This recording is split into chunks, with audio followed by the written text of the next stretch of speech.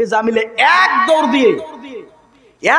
দিয়ে গেছে যে ভাই আমাদেরকে বাসা মানে হ্যান্ডশাপ করেছে, বাসা হাফসার কালো গোলাম বলে হাফসার নোটিশ যা, তোদের সাথে মুসাফা করানো জায়েজ নাই।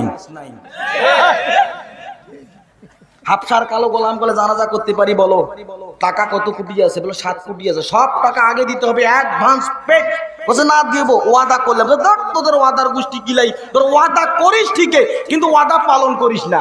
7 কোটি টাকা আগে দে, তারপর যাবো। 7 কোটি টাকা নিয়েছে। কয় কোটি নিয়েছে? 7 কোটি। গরম দেখাইছিল। 7 কোটি টাকা নিয়ে আবু লাহাবের কাছে গেছে। আবার যে উত্তর দিকের দরজা খোলাইছে, দক্ষিণ দিকের দরজা খোলাইছে, দেখে আবু লাহাব লম্বা হয়ে ফুলে ফাপে মশান ধরে শুয়ে আছে, গন্ধতে নাক পাঠা যায় না। জোরে কন সি সি সি সি, আরো জোরে কন সি সি সি সি। নাকটাই বড় উপরে তোলেন, আবু লাহাব মরে পচে গলে গেছে, সি সি সি সি। এটার নাম তাফসীর। ঠিক কারেক্ট, একদম কারেক্ট। আমার ভাইরা 7 জন কালো গোলাম বললাম, উম্মে জামিলা তোমার স্বামীকে গোসল দেওয়ার কোনো কায়দা নাই, কাপড় পরানোর কোনো কায়দা নাই, মাংস গুলো গলে গলে গেছে, পড়ে যাচ্ছে, তাকে নাড়া যাবে না। উত্তর দিকে ছিল টয়লেটের হাউস, যেই ঘরে শুয়ে আছে তার দক্ষিণ দিকে ছিল উঠান, আঙ্গিনা, আঙ্গিনায় কবর খুঁড়ানো হলো। এবার উম্মে জামিলাকে হাফসার কালো গোলাম বলল, তাকে দূর থেকে বাঁশ দিয়ে জায়গা মতো তার বাঁশ লাগাই দিয়ে ঠেলে ঠেলে তাকে কবরস্থ করতে হবে। জোরে বলেন আল্লাহু আকবার। বাঁশ নিয়ে আসা হলো, উত্তর দিকের দরজা দিয়ে বাঁশ লাগাই দিয়ে ঠেলা শুরু হয়েছে। 1 জন ঠেলে যায় না, 2 জন ঠেলে যায় না, 3 জন ঠেলে যায় না, এভাবে 7 জন একত্রিত হয়ে ঠেলে, লাশ নড়ে না। উম্মে জামিলা বলে, এই হাফসার কালো গোলাম, তোরা কি ঠেলতেছিস না তামাশা করতেছিস? 7 জন কালো গোলাম বলে, উম্মে জামিলা বিশ্বাস যদি না হয় তুই আয়, তোর ছেলেও আসুক, আমরা 7 জন, তোরা 2 জন, মোট 9 জন, তার জায়গা মতো বাঁশ লাগাই দিয়ে ইচ্ছা মতো ঠেলবো। আল্লাহু আকবার কোন। 7 জন আর 2 জন, 9 জন মিলে বাঁশ লাগাই দিয়েছে তার জায়গা মতো। আল্লাহ তাআলা ডাক দিয়ে বলে, লাশ 1 ইঞ্চিও নড়বি না। 7 জন ঠেলে, লাশ যায় না। এবার একটু ঠেলেন, সবাই রেডি হন, ঠেলেন। হেইয়ো ভাই, জোরে বলেন হেইয়ো, আরো জোরে হেইয়ো, আরো জোরে হেইয়ো। লাশ নড়ে না। হাফসার 7 জন কালো গোলাম বলে, উত্তর দিকের দরজা দিয়ে ঠেললে কোনো কাজ হবে না, দক্ষিণ দিকের দরজা দিয়ে ঠেলতে হবে। দক্ষিণ দিকের দরজা দিয়ে যখন লাগাই দিয়েছে, একটা ঠেলা দেওয়ার সাথে লাশ গড়গড়াইতে উত্তর দিকে টয়লেটের হাউজে বরস করে চলে গেছে। জোরে কোন আল্লাহু আকবার। সায়াসলা নারং যাতা লাহাব। জোরে কোন আল্লাহু আকবার। ওসিরাই আবু লাহাব লেলিহান অগ্নিশিখায় পড়বে। যখন এই টয়লেটের হাউজে পৌঁছে, উম্মে জামিলা বলে মাটি দে, উম্মে জামিলা বলে মাটি দে। 7 জন কালো গোলাম মাটি দে।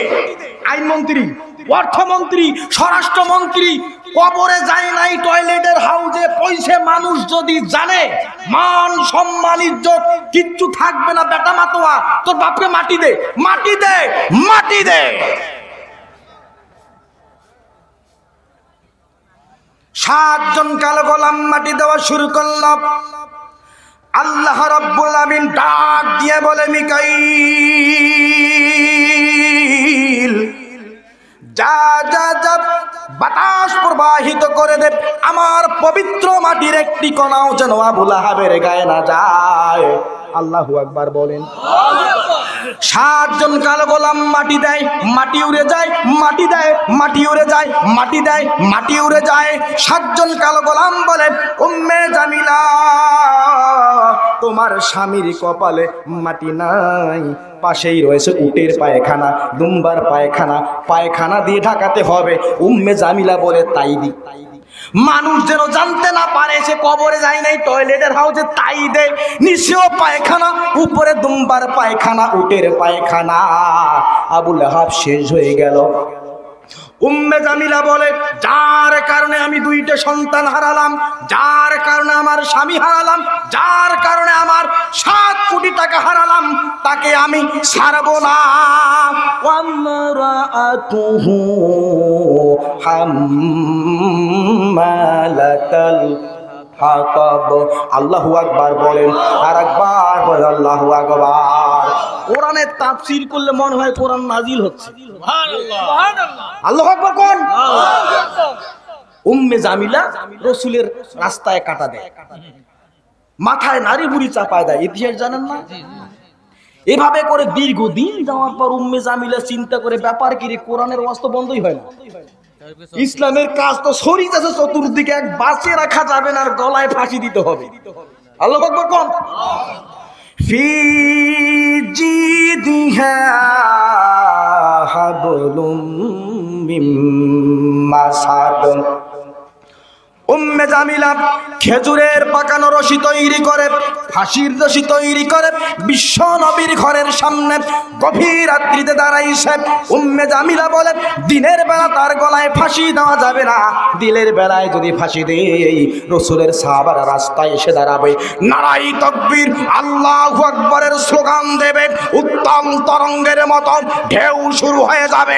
ইসলামী আন্দোলনের নেতা এবং কর্মীরা রাজপথ দখল করে নেবে, এই তুফান সামলানো যাবে না।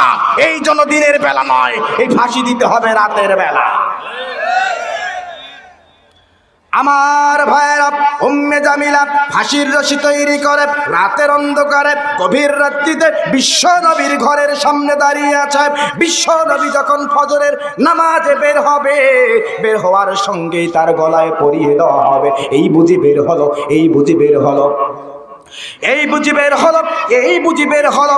আল্লাহ তাআলা ডাক দিয়ে বলে, জিবরাইল দেরি করো না, যাও যাও যাও, আমার রাসূলের কাছে যাও, সে যেন এখন বের না হয়। উম্মে জামিলা ফাঁসির রশি তৈরি করে দরজায় দাঁড়িয়ে আছে। আমার জিবরাইলকে বললেন, ও জিবরাইল, রাসূল যখন বের হবে ফাঁসির রশিটা একটু উল্টায় দিও, যাতে করে আমার রাসূলের গলায় না লেগে উম্মে জামিলার গলায় ওঠে, চড়াত করে ফাঁসিতে লেগে উম্মে জামিলা ইন্তেকাল করে। জোরে জোরে বলেন আল্লাহু আকবার। উম্মে জামিলা ধরে আছে, এমন সময় জিবরাইল চলে আসলেন।